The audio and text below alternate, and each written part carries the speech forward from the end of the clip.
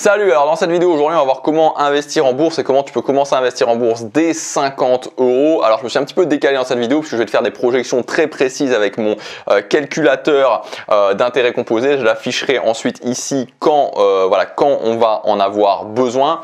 Donc je vais te montrer vraiment des choses très précises pour t'expliquer exactement comment tu peux faire à la fois en termes de stratégie et à la fois en termes concrets, en termes de projection avec 50 € par mois si tu investis 50 € par mois en bourse. Alors ce que je t'invite à faire si tu n'as pas vu la vidéo d'hier et si tu débutes totalement en bourse, c'est de regarder la vidéo d'hier. J'ai fait une longue vidéo où vraiment je te parle en détail de la bourse, on voit beaucoup de choses, beaucoup de bases. Donc si tu n'as pas vu cette vidéo et que tu débutes en bourse, commence par regarder la vidéo d'hier.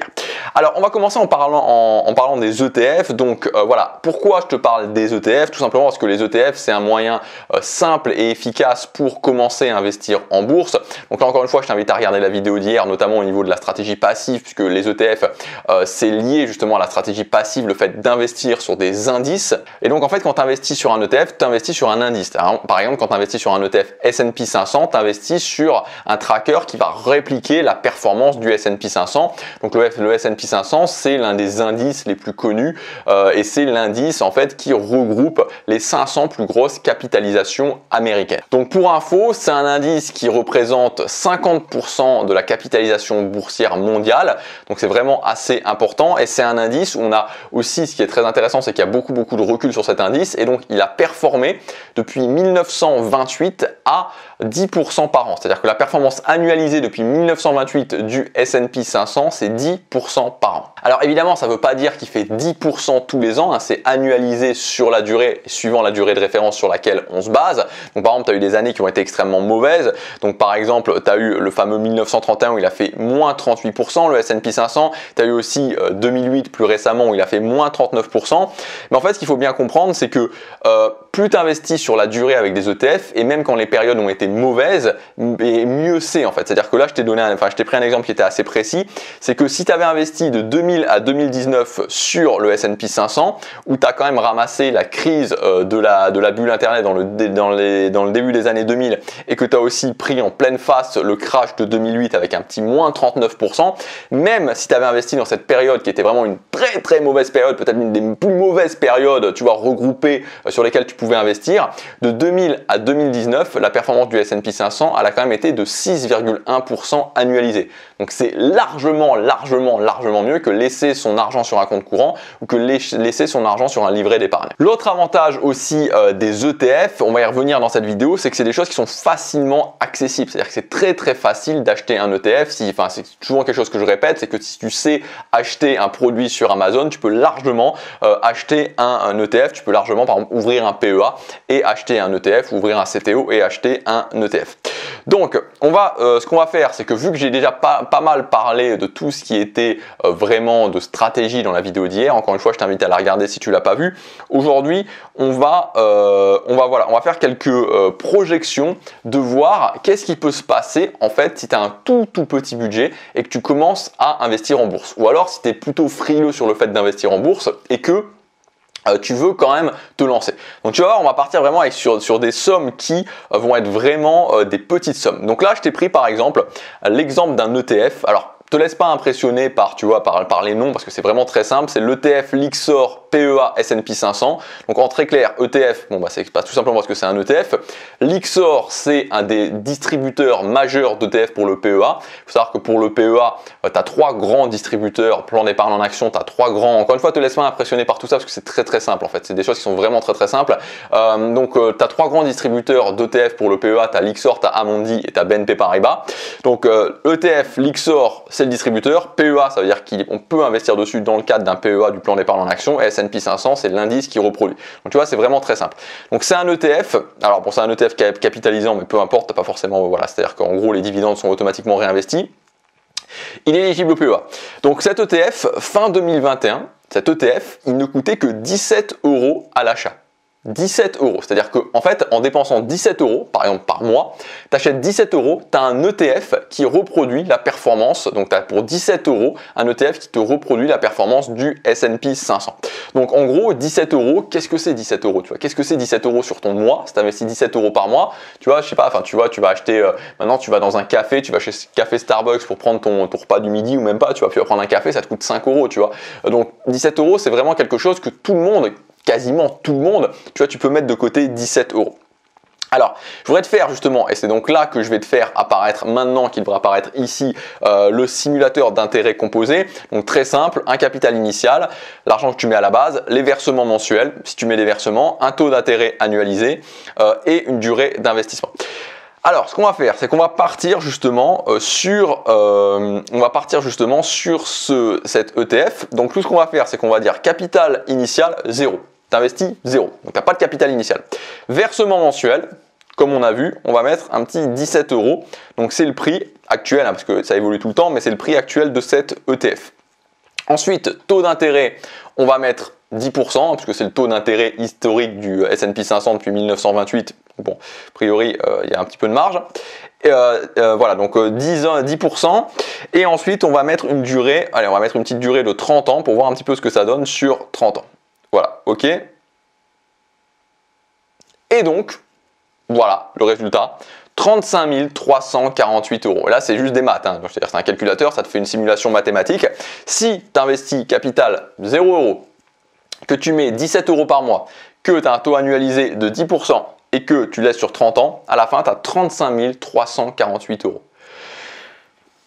Tu vois, enfin, je sais pas, tu vois, ça fait quand même réfléchir de te voir que, tu vois, en faisant ça, en mettant 17 euros par mois, enfin, franchement, qu'est-ce que c'est 17 euros par mois? Qu'est-ce que c'est 17 euros par mois? Alors, il faut pas le faire n'importe comment, c'est-à-dire qu'encore une fois, tu vois, ça se fait dans le cadre, bon, 17 euros, tu vois, bon, c'est pas, tu vois, même si tu perdais 17 euros sur enfin, ça serait pas la fin du monde, tu vois, mais il faut voilà, dans tous les cas, le but c'est de pas te perdre, évidemment, mais il faut le faire dans une stratégie. Quand je te dis une stratégie globale, encore une fois, je te renvoie à la vidéo d'hier, de déterminer quand est-ce qu'est le terme de ton investissement. Plus tu avances vers la fin du terme, plus tu sécurises ton épargne. Enfin bon, ça c'est une autre histoire, là c'est vraiment pour te montrer les projections, ce qu'on peut faire.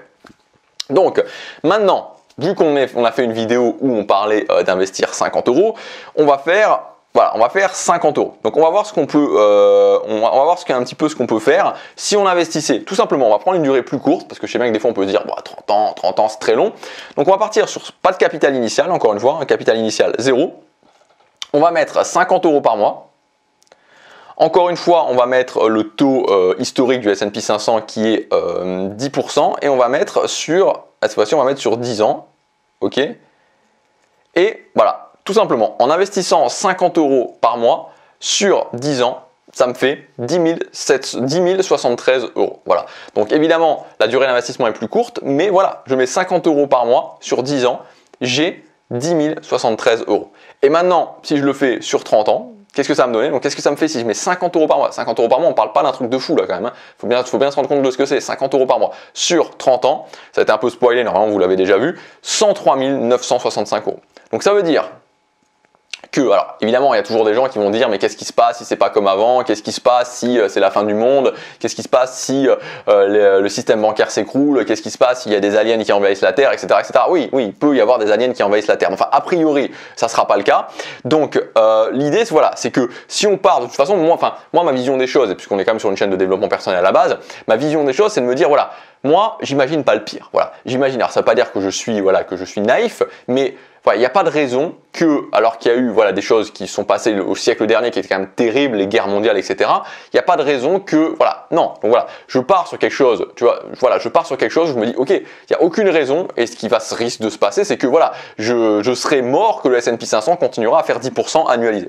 Donc voilà, donc ça c'est pour te montrer qu'avec 50 euros par mois, investi avec une stratégie passive sur du S&P 500, 10% annualisé sur 30 ans, tu te retrouves à la fin avec 103 965 euros. Donc c'est quelque chose qui te donne quand même une sérénité pour ta retraite. Et honnêtement, c'est vrai qu'il y a des gens qui peuvent pas, il y a des gens qui vraiment ne peuvent pas investir 50 euros par mois, mais la plupart des gens peuvent.